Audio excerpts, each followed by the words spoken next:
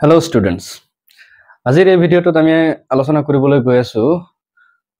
প্ৰশ্নাৱলী পৃষ্ঠা নম্বৰ যেটো 6 6 নম্বৰ পৃষ্ঠাত যেটো যিকেটা প্ৰশ্নাৱলী আছে সেই প্ৰশ্নাৱলীৰ বিষয়ে আলোচনা কৰিবলৈ গৈ আছো যে প্ৰথম আমি ইতিমধ্যে পাই আহিলো যে ৰাসায়নিক বিক্ৰিয়াবিলাক কি আৰু ৰাসায়নিক বিক্ৰিয়াত কেনেকৈ সন্তুলিত কৰা হয় সেই বিষয়ে অলৰেডি আমি আগৰ ভিডিঅ'টোত পাই আহিলো আলোচনা কৰি আহিলো এইবাৰ আমি কি কৰিম আমাৰ এই 6 নম্বৰ পৃষ্ঠাত থকা কেইটামান প্ৰশ্ন আছে তিনিটা প্ৰশ্ন আছে তিনিটা প্ৰশ্ন এইবাৰ আমি আলোচনা কৰিম তাৰে প্ৰথমটো যেটো প্ৰশ্ন দিছে প্ৰশ্নটো হৈছে কি যে বায়ুৰ দহনৰ আগতে ম্যাগনেসিয়ামৰ ফিটাৰডাল পৰিষ্কাৰ কৰি ল'ব লাগে কিয় স্ক্ৰিনত যি দেখা পাই আছে স্ক্ৰিনত প্ৰশ্নখিনি দেখা পাব ইয়াতে যে বস্তুটো হৈছে কি যে বায়ুত প্ৰথম যেটো প্ৰশ্ন যে বায়ুত দহনৰ আগত ম্যাগনেসিয়ামৰ ফিটাৰডাল কিয় পৰিষ্কাৰ কৰি ল'ব লাগে ইয়াৰ উত্তৰটো হৈছে যে ম্যাগনেসিয়ামৰ কি কৰে বায়ুত থকা অক্সিজেন আৰু জলীয় বাষ্পৰ লগত বিক্ৰিয়া কৰি এই ফিটাডাল ম্যাগনেসিয়ামৰ ফিটাডালৰ ওপৰত এটা ম্যাগনেসিয়াম অক্সাইডৰ মানে ম্যাগনেসিয়াম অক্সাইডৰ এটা কি কৰে আৱৰণৰ এটা সৃষ্টি কৰে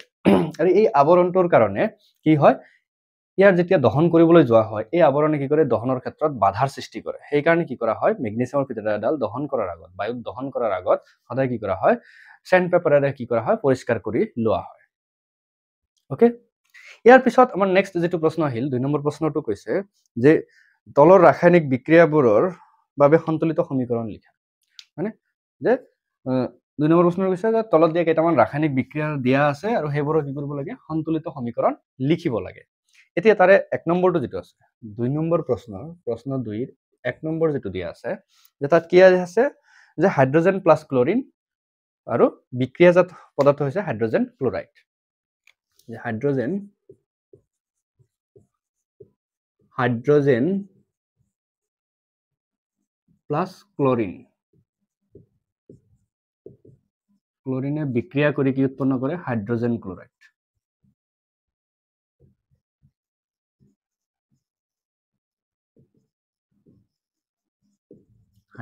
ক্লোৰাইড উৎপন্ন কৰে এই বিক্ৰিয়াটোৰ কাৰণে কি কৰিব লাগে আমি সন্তুলিত সমীকৰণ লিখিব লাগে মানে ব্যালেন্সড কেমিক্যাল ইকুয়েশন এটা ইয়াৰ কাৰণে আমি লিখিব লাগে এতিয়া ইয়াৰ যদি উত্তৰটো কৰিবলৈ যাও প্ৰথম স্টেপ যেটো আমাৰ স্টেপ 1 ত আমি কি কৰিব লাগিব এই বিক্ৰিয়াটোৰ কাৰণে আমি এতিয়া চিহ্নযুক্ত সমীকৰণটো লিখিব লাগিব এতিয়া হাইড্ৰোজেনৰ কাৰণে আমি জানো হাইড্ৰোজেনটো অণু হিচাপে থাকে আৰু হাইড্ৰোজেনৰ অণুত দুটা হাইড্ৰোজেন পৰমাণু থাকে যেনে H2 প্লাস একেদৰে ক্লোৰিনৰ Cl2 আৰু হাইড্ৰোজেন ক্লোৰাইডৰ সংকেতটো হৈছে HCl এতিয়া এই যেটো সমীকৰণ এই ৰাসায়নিক বিক্ৰিয়াটোৰ বাবে এই যেটো সমীকৰণ এই সমীকৰণটো যদি আমি দেখা পাও ভালকৈ যদি লক্ষ্য কৰো দেখা যায় যে বাওফালে কি আছে বিক্ৰিয়কৰ ঠাইত হাইড্ৰোজেন দুটা আছে আৰু বিক্ৰিয়াজাত পদাৰ্থৰ ক্ষেত্ৰত বা প্ৰডাক্টৰ ক্ষেত্ৰত কি আছে হাইড্ৰোজেন এটা আছে ক্লোৰিন দুটা আছে বাওফালে আৰু ইফালে ক্লোৰিন এটা আছে অৰ্থাৎ বিক্ৰিয়াটো কি হৈ থকা নাই সন্তুলিত হৈ থকা নাই গতিকে এই বিক্ৰিয়াটো যদি আমি সন্তুলিত কৰিবলৈ যাম ইয়াক সন্তুলিত কৰাৰ কাৰণে আমি কি কৰিম স্টেপ 1 ত আমি জকা সমীকৰণটো লিখিলো স্টেপ 2 আমাৰ কি আছিল স্টেপ 2 ত আমি কি কৰিম এই যে যিমান কেটা কি আছে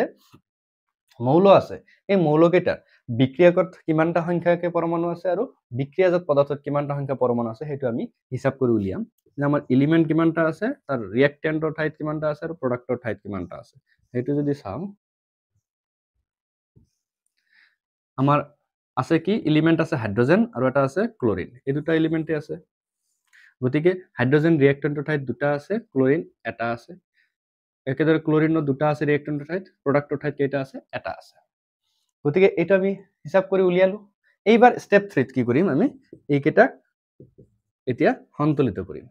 এটা এটাকে যেহেতু দুইটা ক্ষেত্ৰতে দেখা যায় যে দুইটা সমানে সমানে আছে যিকোনো এটা আৰম্ভ কৰিলে হল আগত সন্তুলিত কৰাৰ কাৰণে স্টেপ 3 ত কি কৰিম H2 plus Cl2 gives HCl গতিকে যেহেতু আমি ইয়াত যিমানখিনি দিয়া আছে এইকেটা একো চেঞ্জ কৰিব নোৱাৰো বা একো পৰিৱৰ্তন কৰিব নোৱাৰো এইকেটা পৰিৱৰ্তন কৰিলে কি হৈ যাব আমাৰ এইকেটাৰ যেটো সংযুতি হেতুৱে পৰিৱৰ্তন হৈ যাব অৰ্থাৎ হাইড্ৰোজেনটো হাইড্ৰোজেন হৈ নাথাকিব ইফালে হাইড্ৰোজেন ক্লোৰাইড হৈ নাথাকিব গতিকে আমি ইয়াৰ কি কৰিম মাত্ৰ সহজে পৰিৱৰ্তন কৰিব পাৰিম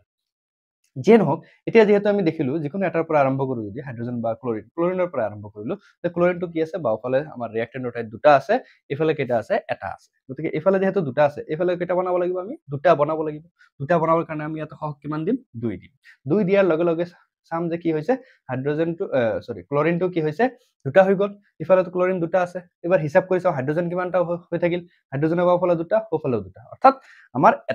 এটা মানে তিনটা ষ্টেপতে কি হৈ গ'ল এই যেটো বিক্ৰিয়া এই বিক্ৰিয়াটোৰ সমীকৰণটো সন্তুলিত হৈ গ'ল গতিকে এইটোই হৈছে আমাৰ সন্তুলিত সমীকৰণ গতিকে আমি ইয়াৰ পিছত কি আহো নেক্সট যেটো কোৱেশ্চন হেতুলৈ আহো 2 নম্বৰ যেটো কোৱেশ্চন দিয়া আছে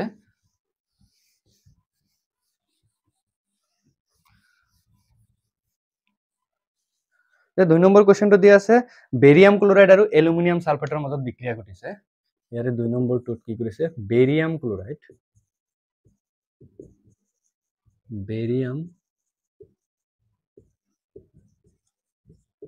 ক্লোৰাইড প্লাস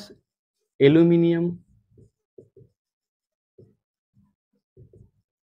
সালফেট দুইটাৰ মাজত বিক্ৰিয়া হৈ কি উৎপন্ন হৈছে বেৰিয়াম সালফেট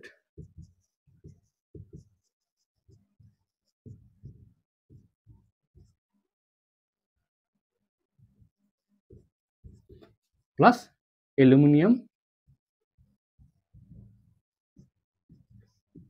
এলুমিনিয়াম ক্লোৰাইড গতিকে এই বিক্ৰিয়াটোৰ কাৰণে যেতিয়া আমি সন্তুলিত সমীকৰণ লিখিবলৈ যাম আমি কি কৰিম আমাৰ প্ৰথম স্টেপ 1 বা স্তৰ 1 কি হ'ব এই শব্দ সমীকৰণটোৰ পৰা আমি কি কৰিম সংকেতিক সমীকৰণ এটা লিখিম যে আমি জানো বেৰিয়াম ক্লোৰাইডৰ সংকেতটো হৈছে BaCl2 plus aluminium sulphate Al2SO4 whole 3 gives barium sulfate BaSO4 plus aluminum chloride AlCl3 এটো হৈছে আমাৰ এই যেটো আমাৰ বিক্ৰিয়াটো দিয়া আছে বিক্ৰিয়াটোৰ কাৰণে এটা সমীকৰণ আৰু এই সমীকৰণটো এতিয়া দেখা গৈ আছে যে বেৰিয়াম ইফালে এটা আছে ইফালে এটা আছে ঠিকই আছে ক্লোৰিন ইফালে দুটা আছে ইফালে তিনটা আছে এলুমিনিয়াম দুটা আছে এলুমিনিয়াম ইফালে এটা আছে সালফার ইফালে তিনটা আছে ইফালে এটা আছে অক্সিজেন ইফালে 12টা আছে অক্সিজেন ইফালে 4টা আছে অৰ্থাৎ বিক্ৰিয়াটো কি হৈ থকা নাই সন্তুলিত হৈ থকা নাই গতিকে আমি কি কৰিব লাগিব বিক্ৰিয়াটো সন্তুলিত কৰিব লাগিব এতিয়া এইবিলাক সংকেত যে হল এই সংকেত লিখা কাৰ্যটো অলৰেডি ক্লাস 9 ত পাই আহিছা গতিকে নেক্সট লাগিলে আমি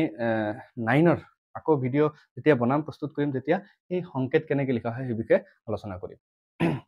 যে নহক যে এইবাৰ আমি কি কৰিম স্টেপ 1 গল স্টেপ 2 আমাৰ কি আহিল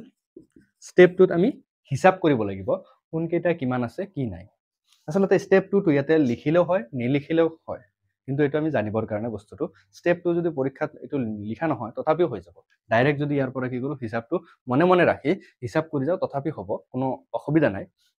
গতিকে যেহেতু এতিয়া আমি শিকি আছো গতিকে প্ৰথম অৱস্থাত আমি কি কৰিম লিখি ললে ভাল আমাৰ সুবিধাৰ কাৰণে গতিকে এলিমেন্ট আমাৰ যিকেইটা আছে তাৰ ৰিঅ্যাক্টেন্টত কিমানটা আছে আৰু প্ৰডাক্টত কিমানটা আছে হেতু আমি এবাৰ হিসাবটো কৰি লম এলিমেন্ট আছে আমাৰ বেৰিয়াম ক্লোৰিন আছে এলুমিনিয়াম আছে সালফাৰ আছে অক্সিজেন আছে আমাৰ বেৰিয়াম ৰিঅ্যাক্টেন্টৰ সাইডত এটা আছে প্ৰডাক্টৰ সাইডতো এটা আছে একেদৰে ক্লোৰিন আছে ৰিঅ্যাক্টেন্টৰ সাইডত দুটা আছে প্ৰডাক্টৰ সাইডত তিনটা আছে এলুমিনিয়াম ৰিঅ্যাক্টেন্টৰ সাইডত দুটা আছে প্ৰডাক্টৰ সাইডত এটা আছে সালফাৰ ব্ৰেকেট যদি দিয়া আছে ব্ৰেকেট মানে গুটেই কেটাকে 3 ৰে থকা বুজাইছে মানে সালফাৰ কেইটা আছে 3টা আছে প্ৰডাক্টৰ ঠাইত সালফাৰ এটা আছে অক্সিজেন 4টা আছে আৰু 4টা 3বাৰ আছে তাৰ মানে 3 4 গুণ 12টা আছে এফালে আৰু এফালে আছে মাত্ৰ 4টা এতিয়া যেহেতু আমাৰ হিসাবটো ওলাই গল কোন কেইটা মৌলক কিমানটাকে আছে ৰিঅ্যাকচনটোৰ বাওফালে আৰু সোফালে এতিয়া কি কৰিম আমি নেক্সট স্টেপটো যাম নেক্সট স্টেপ 3 ত কি আছে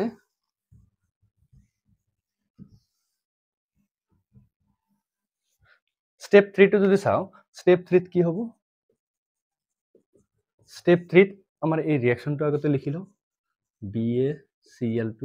plus Al2SO4 whole 3 gives BaSO4 plus AlCl3 এতিয়া বস্তুটো যে লক্ষ্য কৰা যায় আমি যেহেতু পালো যে অক্সিজেনটো আটাইতকৈ বেছি পৰিমাণে আছে একফালে গতিকে সেই বেছি যেটো আছে হেতুকে আগে প্ৰথমতে কি কৰিম আমি সন্তুলিত কৰিম তেতিয়া আমাৰ কি হ'ব সন্তলন প্ৰক্ৰিয়াটো সহজ হৈ পৰিব গতিকে অক্সিজেন এইফালে কেইটা আছে 12টা এইফালে কেইটা আছে 4টা গতিকে এইফালে আমি চেঞ্জ কৰিব নালাগে আমি এইফালে কি কৰিব লাগিব বঢ়াব লাগিব প্ৰডাক্টৰ পিনে অৰ্থাৎ বিক্ৰিয়াজাত পদাৰ্থৰ পিনে কি কৰিব লাগিব আমি অক্সিজেনৰ সংখ্যা বঢ়াব লাগিব এতিয়া বঢ়াওতে আমি সংকেতটো পৰিৱৰ্তন কৰিব নোৱাৰো আমি জাস্ট কি কৰিব পাৰিম সহগটোহে পৰিৱৰ্তন কৰিব পাৰিম গতিকে ইয়াতে যেহেতু কেইটা আছে 12টা আছে ইয়াত 4টা আছে 4টাক 12 বনাবলৈ গলে কিমান বাৰ লাগিব 3 বাৰ দিব লাগিব মানে 4টাকে কেইবাৰ থাকিব লাগিব 3 বাৰ থাকিব লাগিব তেতিয়াহে কি হ'ব আমাৰ অক্সিজেনটো 12টা হৈ যাব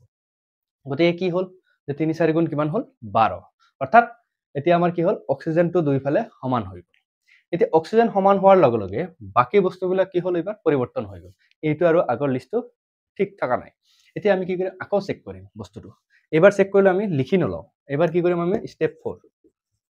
স্টেপ 4 ত কি আহিব এবাৰ চাম আমি অক্সিজেনটো যেহেতু মিলি গল অক্সিজেন মিলাৰ লগে লগে যদি বস্তু ভালকে লক্ষ্য কৰো সালফাৰটো মিলি গৈছে সালফাৰ এফালে 3টা আছিল এফালে সালফাৰ 3টা হৈ গৈছে কিন্তু বেৰিয়ামটো কেইটা আছে এইফালে আছে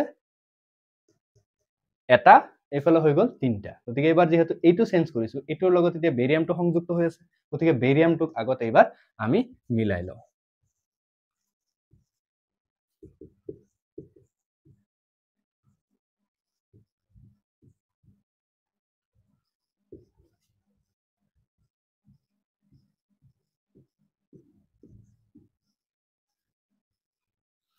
এইবাৰ যদি বেৰিয়ামটোক ইফালে 3টা আছে ইফালেও কেইটা কৰিব লাগিব আমি 3টা বনাব লাগিব 3টা বনাবৰ কাৰণে আমি কি কৰিম ইয়াতে আমি 3 দি দিম 3 দিয়াৰ লগে লগে কি হৈ গল বেৰিয়ামটো 3টা হৈ গল কিন্তু এইবাৰ যদি লক্ষ্য কৰো কি হৈ গল ক্লোৰিন এইফালে 6টা হৈ গল ইফালে আছে 3টা গতিকে এবাৰ আকৌ কি কৰিম এইটোৰ লগত জড়িত আছে কি ক্লোৰিন গতিকে ক্লোৰিনটোক কি কৰিম আমি এবাৰ নেক্সট স্টেপটোত আমি ক্লোৰিনটোক সন্তুলিত কৰিম স্টেপ 5 স্টেপ 5 ত কি হ'ব যে স্টেপ 5 ত এবাৰ আকৌ 3 BaCl2 বেৰিয়াম ক্লোৰাইড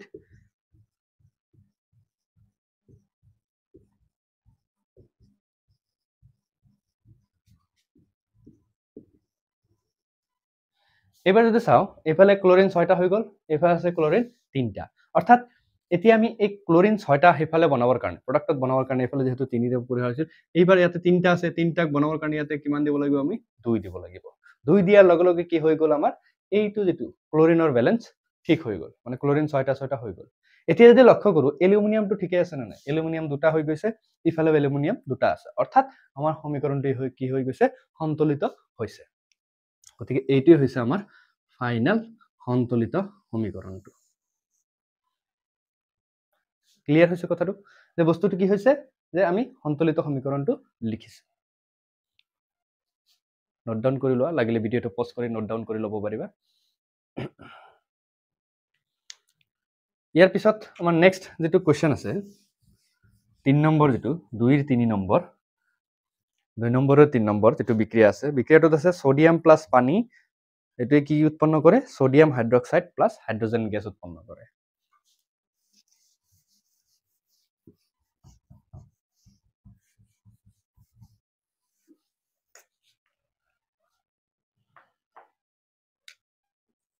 দুইৰ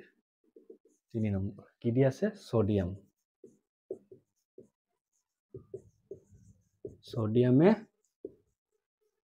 পানীৰ লগত বিক্ৰিয়া কৰি সোডিয়াম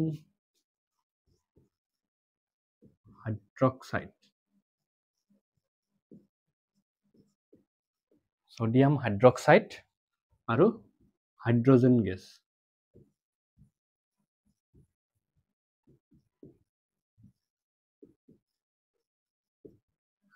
গেছ উৎপন্ন কৰে গতিকে এই বিক্ৰিয়াটোৰ কাৰণে যদি আমি কি কৰো এতিয়া সমীকৰণ লিখিব যাও এই যেটো শব্দ সমীকৰণ দিয়া আছে এটোৰ পৰা যদি আমি কি কৰো সমীকৰণটো লিখিব যাও তেতিয়া হলে আমাৰ কি হ'ব এনসাৰটো চোৱা এনসাৰৰ আমাৰ স্টেপ 1 স্টেপ 1 ত কি কৰিম আমি ইয়াৰ কাৰণে প্ৰথম যেটো সমীকৰণ হেতু লিখিম সোডিয়াম এটা ধাতু গতিকে ইয়াৰ Na আৰু লগত পানীৰ সংকেত সবেই জানো H2O যেটো উৎপন্ন হয় অৰ্থাৎ বিক্ৰিয়াজাত পদাৰ্থ কি আছে সোডিয়াম হাইড্ৰক্সাইড সোডিয়াম হাইড্ৰক্সাইডৰ সংকেত হৈছে NaOH প্লাস কি উৎপন্ন হয় হাইড্রোজেন গ্যাস উৎপন্ন হয় গতিকে H2 হাইড্রোজেন গ্যাস উৎপন্ন হয় এতিয়া এটো যদি লক্ষ্য করা যায় ভালকে যদি চাও সোডিয়াম এটা আছে ইফালে সোডিয়াম এটাই আছে হাইড্রোজেন দুটা আছে ইফালে হাইড্রোজেন এটা আৰু দুটা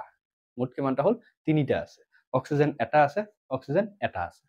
গতিকে ঠিকই আছে কেৱল কি আছে হাইড্ৰোজেনটোহে কি আছে অসন্তুলিত হৈ আছে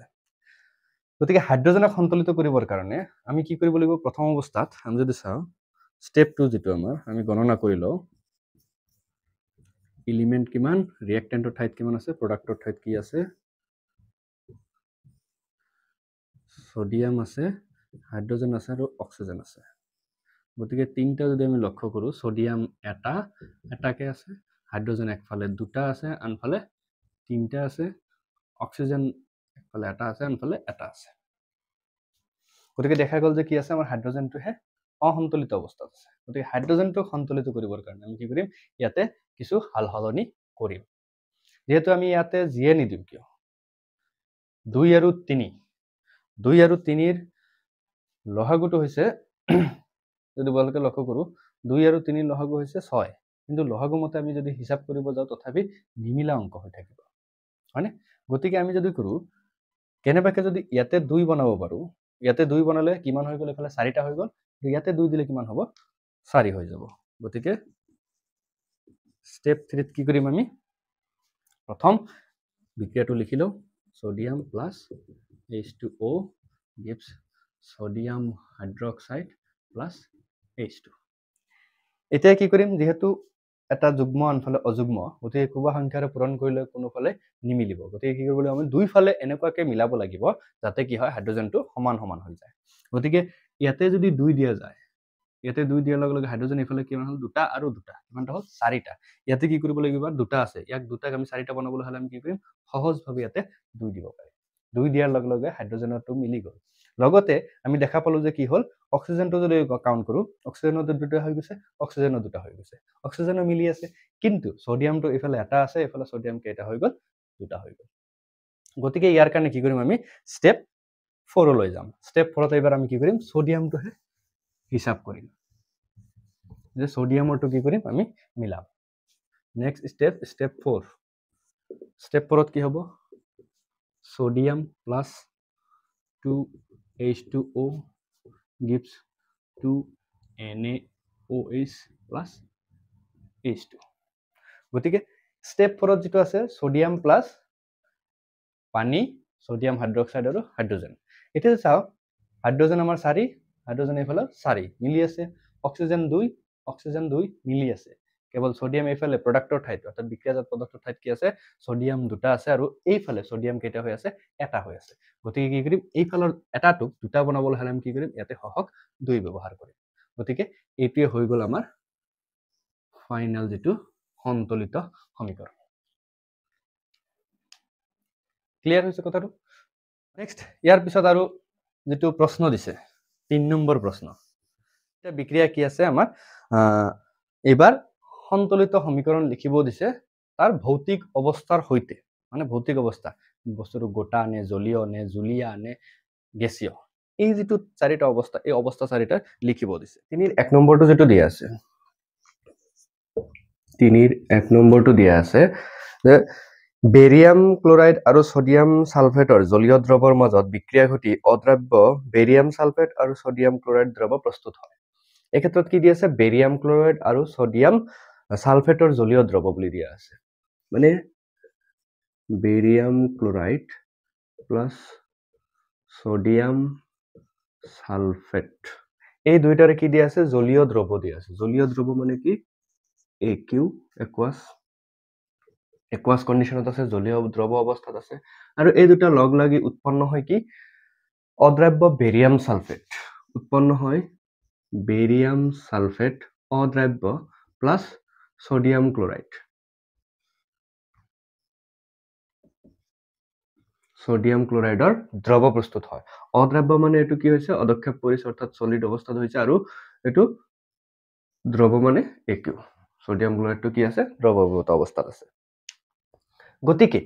এবাৰ যদি আমি চাও বস্তুৰ বিক্ৰিয়াটো যে ইয়াতে কি আছে বেৰিয়াম এটা আছে সোডিয়াম দুটা আছে সোডিয়াম এটা আছে ক্লোরিন দুটা আছে, ক্লোরিন এটা আছে, মানে সালফার এটা আছে, সালফার এটা আছে, অক্সিজেন চাৰিটা আছে, অক্সিজেন চাৰিটা আছে, মানে যেটো মিলি আছে। অকল এটো যদি স্টেপ 1 হয়, স্টেপ 2 কি আছে, স্টেপ 2 আমি কি লিখিম, আমাৰ এলিমেন্ট ৰিয়েক্টেন্টৰ ঠাইত আৰু প্ৰডাক্টৰ ঠাইত কিমানটা আছে সেইটো আমি চাম। আমাৰ এলিমেন্ট আছে barium, chlorine, sodium, sulphur, oxygen. তাহলে বেৰিয়াম বিক্ৰিয়কৰ ফালে আছে এটা, বিক্ৰিয়াজাতৰ ফালে এটা আছে, ক্লোরিন দুটা আছে, ক্লোরিন এটা আছে, সোডিয়াম দুটা আছে, সোডিয়াম এটা আছে, সালফার এটা আছে, ইফালেও এটা আছে, অক্সিজেন চাৰিটা আছে, অক্সিজেন চাৰিটা আছে। যদি বস্তুটো লক্ষ্য কৰা যায় যে কি হৈছে, বেৰিয়ামটো আমাৰ মিলি আছে, সন্তুলিত হৈ আছে, ক্লোৰিনটো অসন্তুলিত, সোডিয়ামটো অসন্তুলিত হৈ আছে, সালফাৰটো সন্তুলিত, অক্সিজেনটো সন্তুলিত হৈ আছে। গতিকে আমি অকল সোডিয়াম আৰু ক্লোৰিন এই দুটাহে আমি কি কৰিব লাগে, মিলাব লাগে। গতিকে স্টেপ 3 আমি যদি বস্তুটো লিখি লওঁ, BaCl2AQ plus Na2SO4 AQ gives us BaSO4 solid plus sodium chloride AQ.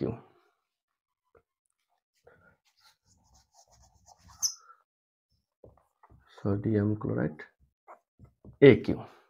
বস্তুটো যদি চোৱা যায় তেতিয়াহলে দেখা পোৱা যাব যে অকল কি আছে, ক্লোৰিনটোহে কি হৈ আছে, অসন্তুলিত অৱস্থাত আছে, আৰু সোডিয়ামটো অসন্তুলিত অৱস্থাত আছে। এতিয়া ক্লোৰিনটোক যদি আমি সন্তুলিত কৰিব যাওঁ, ইফালে দুটা আছে, ইফালে দুটা বনাব লাগে, দুটা বনাবলৈ গ'লে আমি ইয়াতে কিমান দিম, 2 দি দিম। 2 দিয়াৰ লগে লগে কি হৈ যাব, ক্লোৰিনটো সন্তুলিত হৈ গ'ল। আৰু যদি লক্ষ্য কৰোঁ, সোডিয়াম দুটা আছে, সোডিয়ামো দুটা হৈ গ'ল, মানে আমাৰ এটা ষ্টেপতে কি হৈ গ'ল, এতিয়া আমি ফাইনেল আমাৰ সন্তুলিত সমীকৰণটো পাই গ'লো উইথ অৱস্থা, মানে তাৰ ভৌতিক অৱস্থাৰ সৈতে এই বিক্ৰিয়াটো পোৱা গ'ল। 3 নম্বৰ যেটো দিয়া আছে, আমাক দিয়া আছে সোডিয়াম হাইড্ৰক্সাইডৰ দ্ৰৱ। সোডিয়াম হাইড্ৰক্সাইডৰ দ্ৰৱ ক'ত দিয়া আছে, পানীত। অৰ্থাৎ পানীত হলে এটো কি হ'ব, একুৱাছ, জলীয়, একুৱাছ। তাৰ পিছত ইয়াৰ লগত বিক্ৰিয়াটো হ'ব কাৰ লগত, হাইড্ৰক্লোৰিক এসিড দ্ৰৱ, পানীত যেটো হাইড্ৰক্লোৰিক এসিড HCl টো কি হ'ব, একুৱাছ। এইটো বিক্ৰিয়া হ'ব কাৰ লগত, বিক্ৰিয়া দুটাৰ মাজত বিক্ৰিয়া হৈ কি উৎপন্ন হৈছে, সোডিয়াম ক্লোৰাইড উৎপন্ন হৈছে, সোডিয়াম ক্লোৰাইডৰ দ্ৰৱ উৎপন্ন হৈছে, একুৱাছ, প্লাস উৎপন্ন হৈছে কি, পানী। পানীটো কি হ'ব, H2O, আৰু এটো কি হ'ব, লিকুইড। ই যেহেতু কাৰো লগত দ্ৰৱ প্ৰস্তুত হোৱা নাই, গতিকে ই নিজে কি হ'ব, এটা লিকুইড অৱস্থাত থাকিব, জলীয় অৱস্থাত। গতিকে এইটো হৈছে আমাৰ বিক্ৰিয়া। বিক্ৰিয়াটো যদি ভালকে লক্ষ্য কৰো, সোডিয়াম এটা আছে, অক্সিজেন এটা আছে, অক্সিজেন এটা আছে, হাইড্রোজেন এইফালে দুটা আছে, এইফালে হাইড্রোজেন দুটা আছে, ক্লোরিন এটা আছে, এইফালে ক্লোরিন এটা আছে। অর্থাৎ এই বিক্রিয়াটো অলরেডি কি হৈ আছে, সন্তুলিত হৈ আছে। গতিকে ইয়াক আৰু এক্সট্ৰাকে সন্তুলিত কৰাৰ প্ৰয়োজন নাই। গতিকে এইটোৱে হৈছে আমাৰ ফাইনেল সন্তুলিত সমীকৰণটো।